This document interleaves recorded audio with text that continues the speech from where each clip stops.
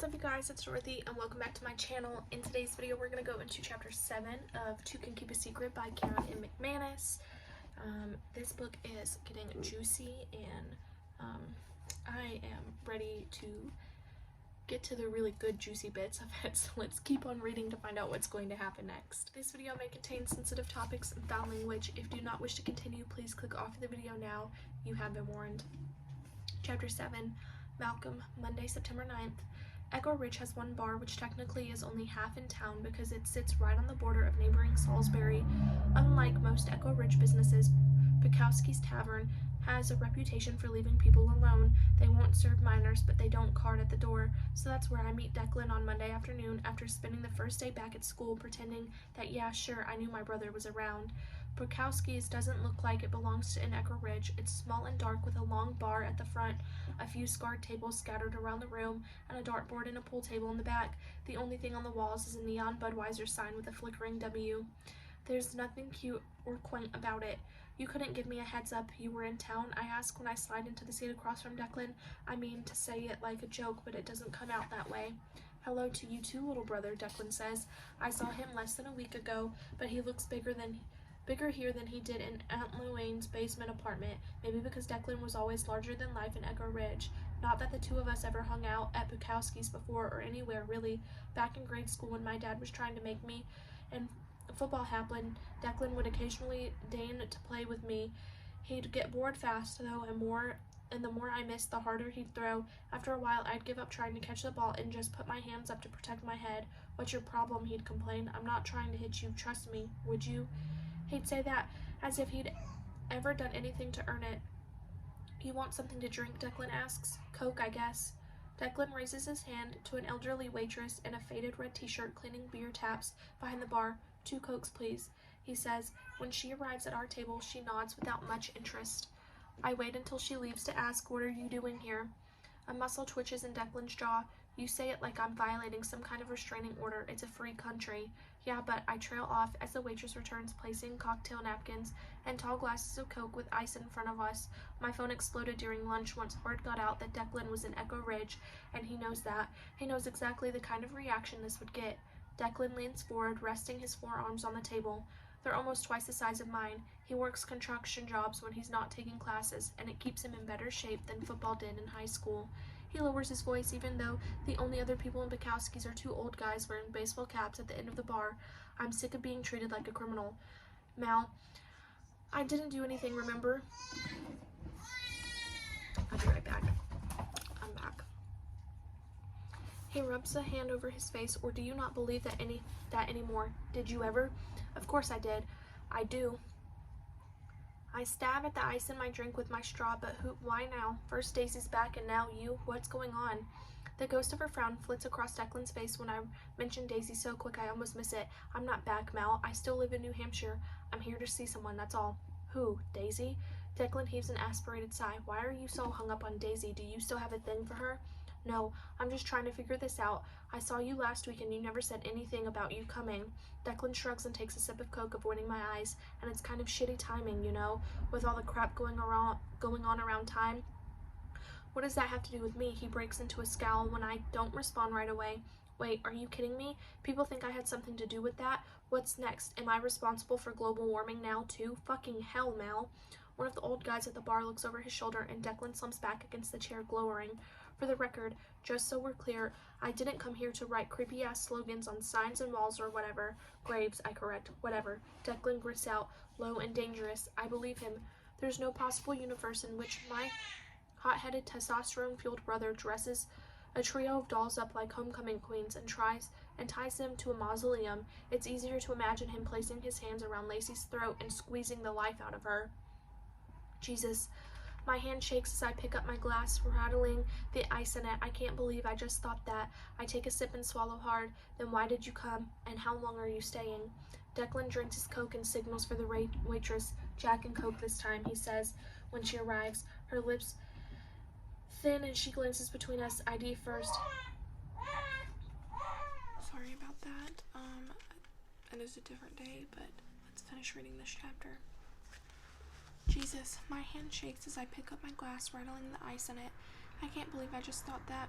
I take a sip and swallow hard. Then what? Then why did you come, and how long are you staying? Declan drains his Coke and signals for the waitress. Jack and Coke this time, he says, when she arrives. Her lips are thin as she glances between us. ID first.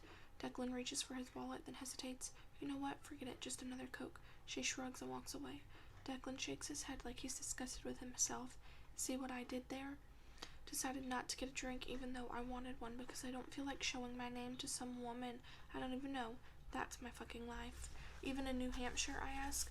One of the old guys at the bar keeps glancing our way. I can't tell whether it's because it's so obvious underage or because everywhere, Declan says. He goes silent again as the waitress brings a Coke, then raises a glass to me and a toast. You know, you and Mom have a good thing going here, Mal.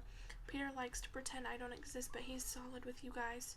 You might even get college out of the deal. He's right, I might, which makes me feel guilty, so I say, Peter says he's talking to Mr. Coates about a job for you. Since Ben Coates was the mayor of Echo Ridge when Lacey died, he got interviewed a few times about what he thought might have happened, a tragic random act of violence. He always said some deprived individual passing through. Declan laughs darkly. I guarantee you that's bullshit. No, they got together Labor Day weekend, and I'm sure they did, and they might even have mentioned me, probably along the lines of how it'd be career suicide to hire me if it was.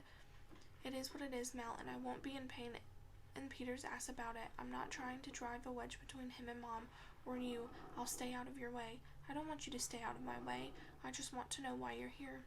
Declan doesn't answer right away. When he does, he sounds less angry and more tired. You know what happened with me and Lacey before she died? We outgrew each other, but we didn't know that because we were a couple of dumb kids who'd been together forever and thought we were supposed to stay that way. If we were regular people, we would have eventually figured out how to break up, and that would have been that. We'd have moved on, wound up with someone else. His voice dipped lower. That's how things should have ended. The guy at the bar who's been staring at us gets up and starts moving our way. When he's crossed half the room, I realize he's not as old as I thought he was, early 50s maybe, with thick arms and a barrel chest. Declan doesn't turn around but gets up abruptly and pulls out his wallet. I gotta go, he says, dropping a 10 on the table. Don't worry, alright, everything's fine. He brushes past the guy who half turns to call after him. Hey, you Declan Kelly? Declan continues toward the door and the guy raises his voice. Hey, I'm talking to you. Declan grabs the doorknob and leans against the door, shouldering it open. I'm nobody, he says, and disappears outside. I'm not sure what the guy's going to do, keep coming toward me maybe, or follow Declan outside, but he just shrugs and heads for the bar, settling himself back onto his stool. His friend leans toward him, muttering something, and they both laugh. It hits me, as I finish the Coke in my Coke in silence, that Declan's life is a lot shittier up close than it seems from a state away. Half an hour later, I'm dragging my ass home because it didn't occur to my brother before making his dramatic exit to ask if I might need a ride. I'm rounding the bend toward Lacey's old house when I spot someone a few feet ahead of me on the road wheeling an oversized suitcase behind her. Hey, I call, when I get close enough to tell who it is. Leaving town already? Ellery Cochran turns just as her suitcase wheels hit a rock on the ground, almost jerking the luggage out of her hand.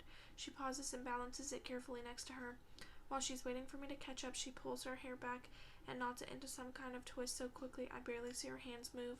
It's kind of mesmerizing. The airline lost my luggage more than a week ago, and they just delivered it. She rolls her eyes. To our neighbors. That sucks. At least it showed up, though. I gesture to the suitcase. You need help with that? No thanks. It's easy to roll, and my grandmother's house is right there. A breeze stirs, sending stray trindles of hair across Ellery's face. She's so pale, with sharp cheekbones and a stubborn chin, and she'd look severe if it weren't for her eyes. They're inky black, huge, and a little bit tilted at the edges, with eyelashes so long they look fake. I don't realize I'm staring until she says, What? I shove my hands into my pockets. I'm glad I ran into you. I've been meaning to thank you for the other night at the fundraiser, for not, assuming I was the perpetrator. A smile tugs at the corners of her mouth. I don't know a lot of vandals, but I have to imagine most of them don't look quite so horrified by their own handiwork. Yeah, well, it would be easier to assume. Most people here do, and that would have been not great for me, because your brother was a suspect in Lacey's murder, she says, matter-of-factly, like we're talking about the weather. Right. We start walking again, and I have this weird impulse to tell her about my meeting with Declan. I've been out of sorts about it since I left Brukowski's tavern, but that would be oversharing to say the least. Instead, I clear my throat and say, I met your mother when she came back for Lacey's funeral. She was really nice. Nice isn't the right word. Sadie Cochran was like this bolt of energy that swept through town and electrified everybody, even in the middle of morning. I got the sense that she considered Echo Ridge one big stage, but I didn't mind watching the performance. We all needed the distraction. Ellery squints into the distance. It's funny how everyone remembers Sadie here. I'm pretty sure I could visit every town I ever lived in and nobody would notice. I doubt that. I shoot her a sideways glance. You call your mom by her first name? Yeah. She used to have us pretend she was our older sister when she went on auditions, and it sucks, Ellery says in that same matter-of-fact tone. She shrugs when I raise my brows. Mothers of preschoolers aren't considered particularly sexy in Hollywood. An engine roars behind us, faintly, at first, then so loud that we both turn. Headlights flash, coming way too fast, and I grab Ellery's arm to yank her out of the road. She loses grip on the suitcase and yelps as it topples into the path of the oncoming car. Brakes squeal, and the bright red BMW's wheels stop inches in front of the handle. The driver's side window lowers, and Katrin pokes her head out. She's in her purple Echo Ridge cheerleading jacket, Brooke in the passenger seat. Katrin's eyes drop to the suitcase as I grab it off the ground and haul it back to safety. Are you going somewhere? She asks. Christ, Katrin, you almost ran us over. I did not, she scoffs. She arches a brow as Ellery takes the suitcase handle from me. Is that yours, Ellery? You're not moving again, are you? No, long story. Ellery starts rolling the oversized suitcase toward the grassy knoll in front of her grandmother's house. I'm almost home, so I'll catch you guys later. See you tomorrow, I say, as Katrin waves and utters a lazy bye. Then she wraps her palm against the car door and narrows her eyes at me. You've been keeping secrets. You didn't tell me Declan was back in town. I had no idea until today, I say. Katrin shoots me a look of pure skepticism. Brooke leans forward in her seat, pulling the sleeves of her purple cheerleading jacket over her hands, as if she's cold. Her eyes dart between Katrin and me as Katrin asks, You expect me to believe that? I feel my temper flare. I don't care if you believe it or not. It's the truth. My stepsister and my brother have nothing to do with one another. Declan didn't come to our mom's wedding to Peter and doesn't visit. Katrin hasn't mentioned his name once in the entire 4 months we've been living together. She looks unconvinced but jerks her head toward the back seat. Come on, we'll give you a ride. She turns toward Brooke and adds, just loud enough for me to hear, You're welcome. Brooke lets out an irritated little huff. I don't know what that's about, and I'm tempted to ask. Katrin's in peak pain in the ass mode right now, but I'm tired of walking. I climb into the back seat and barely have a chance to close the door before Katrin floors the gas again. So what's Declan doing here anyway, she asks. I don't know, I say, and then I realize what's been bothering me about my half-hour conversation with Declan ever since I left Rakowski's. It's not just that I didn't know he was here, it's that he avoided every single one of my questions. That is the end of this chapter. I will see you guys in the next video. Bye!